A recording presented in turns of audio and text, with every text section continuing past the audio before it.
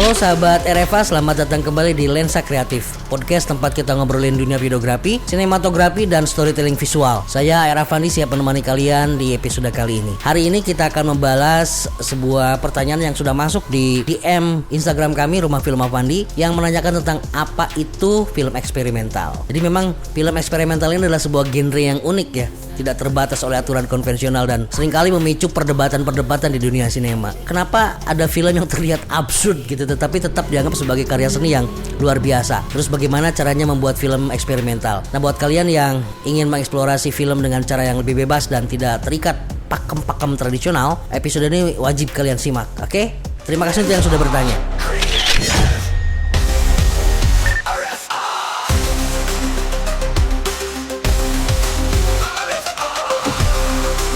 Kita mulai dulu dengan definisi dasar. Apa itu sebenarnya film eksperimental? Jadi film eksperimental adalah film yang tidak mengikuti aturan naratif tradisional yang lebih menitik beratkan pada eksplorasi bentuk, struktur, visual, suara, dan pengalaman emosional penonton. Seringkali dibuat tanpa plot yang jelas, tanpa karakter utama, atau bahkan tanpa dialog sama sekali. Nah, ciri-ciri eksperimental ini yang pertama adalah bebas dari struktur konvensional, tidak selalu memiliki awal, tengah, dan akhir yang jelas. Kemudian mengutamakan visual dan suara, bisa menggunakan efek visual yang abstrak atau editing yang tidak biasa. Ciri yang ketiga adalah bersifat pribadi dan subjektif, banyak dibuat berdasarkan pengalaman pribadi pembuatnya. Film eksperimental sering menggunakan teknik editing non-linear, tidak harus mengikuti urutan waktu yang jelas ya. Banyak sekali contoh-contoh film eksperimental. Ini ada Unseen and the Low tahun 1929, karya Luis Buñuel dan Salvador Dali, film pendek surrealis yang penuh simbolisme tanpa alur yang jelas. Kemudian ada Message of the Afternoon tahun 1943, di karya Maya Deren, film eksperimental yang mengeksplorasi mimpi dan alam bawah sadar kita. Kemudian ada Eraserhead tahun 1977, ini karya David Lynch, film yang menggabungkan visual surrealis dengan suara yang mengganggu. Kemudian ada Koyaanisqatsi,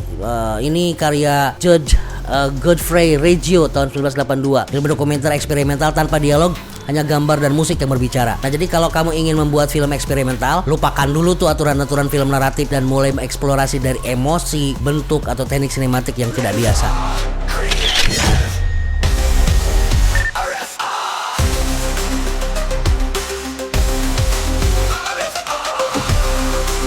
Tetapi kenapa ada filmmaker yang memilih jalur eksperimental? Apa tujuannya? Tujuan pembuatan film eksperimental biasanya ini adalah sebagai bentuk kebebasan artistik. Film eksperimental seringkali dibuat tanpa tekanan pasar atau aturan-aturan industri. Seniman bisa bereksperimen dengan bebas dengan ide-ide baru tanpa takut harus mengikuti selera mainstream. Kemudian ada alasan lain, yaitu mengeksplorasi media film sebagai seni. Dalam film eksperimental, medium film itu sendiri menjadi bagian dari seni. Bisa menggunakan teknik montase cepat, manipulasi warna, atau bahkan kombinasi berbagai elemen yang tidak biasa, elemen visual tentunya. Kemudian, film eksperimental juga bisa menghadirkan pengalaman emosional dan filosofis. Film eksperimental seringkali tidak memberikan jawaban yang jelas, tetapi justru memancing penonton untuk merasakan dan berpikir lebih dalam. Contoh film ada The Holy Mountain tahun 1973, karya Alejandro Jodorowsky. Ini adalah film eksperimental yang penuh dengan simbolisme spiritual dan kritik-kritik sosial. Sahabat RFA, film eksperimental tidak selalu harus dimengerti oleh semua orang. Justru, seringkali yang terpenting adalah bagaimana film itu membuat penonton merasakan sesuatu yang unik. Bahkan ada sebuah kelakar khusus, orang-orang pinter adalah orang-orang yang mampu memahami film eksperimental.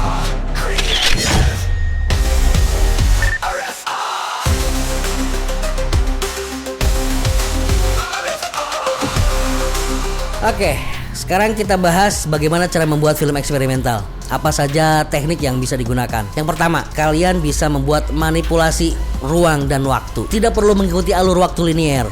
Bisa menggunakan flashback yang tumpang tindih atau adegan yang diulang-ulang tanpa alasan yang jelas. Contohnya film Last Year at Marienbad tahun 61 ya, karya Alain Resnais. Film yang membingungkan karena terus mengulang memori yang tidak jelas. Kemudian kita juga bisa membuat dengan editing yang tidak konvensional. Misalkan gunakan jump cut yang ekstrim, cut yang tidak sinkron dengan suara, atau bahkan cut yang terjadi secara tiba-tiba tanpa alasan yang jelas. Contohnya film Man with a Movie Camera tahun 1929 karya Dziga Vertov, di mana film ini menggunakan editing dengan teknik montase cepat dan manipulasi gambar. Kemudian kita juga bisa menggunakan warna dan visual yang unik. Bisa menggunakan warna yang tidak realistis, efek-efek distorsi, atau bahkan bermain dengan tekstur gambar. Contoh Enter the Void ya 2009 karya Gaspar Noé, film dengan warna neon yang mencolok dan sudut pandang kamera yang tidak biasa. Kemudian kita juga bisa mengeksplorasi suara. Suara dalam film eksperimental tidak selalu harus realistis. Bisa menggunakan suara latar yang mengganggu, repetitif, atau bahkan sunyi sama sekali. Contohnya film Eraserhead karya David Lynch. Ini menggunakan suara industri yang monoton untuk menciptakan suasana yang tidak nyaman. Kemudian kita juga bisa menggunakan teknik found footage atau arsip ya. Kita bisa menggunakan rekaman lama, klip yang ditemukan, atau video dokumentasi yang diubah menjadi sesuatu yang baru. Contohnya film Atomic Cafe, film eksperimental yang menggunakan footage propaganda perang dingin antara Amerika dengan Rusia dan mengubah maknanya. Bereksperimenlah dengan teknik yang belum pernah kamu coba. Jangan takut untuk keluar dari zona nyaman.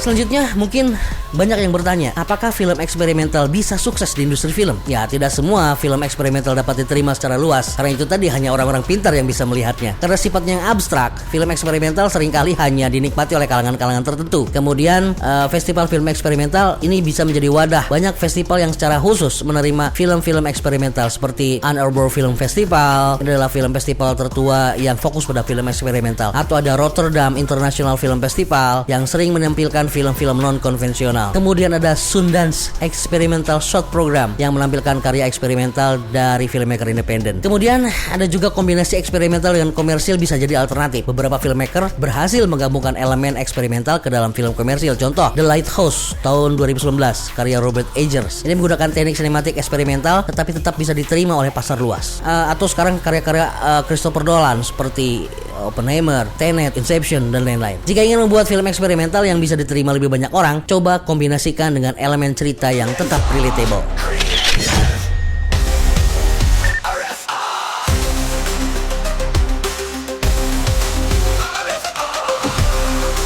Sahabat RFA, itu tadi pembahasan tentang film eksperimental. Semoga episode ini membuka wawasan kalian tentang kebebasan dalam bereksperimen di dunia sinema. Jangan lupa subscribe RFA Corners di Lensa Kreatif ini. Share ke teman-teman kalian. Jika ada pertanyaan lagi, jangan lupa kirim saja DM ke Instagram berikut ini. Teruslah berkarya dengan kreativitas tanpa batas. Salam Lensa Kreatif.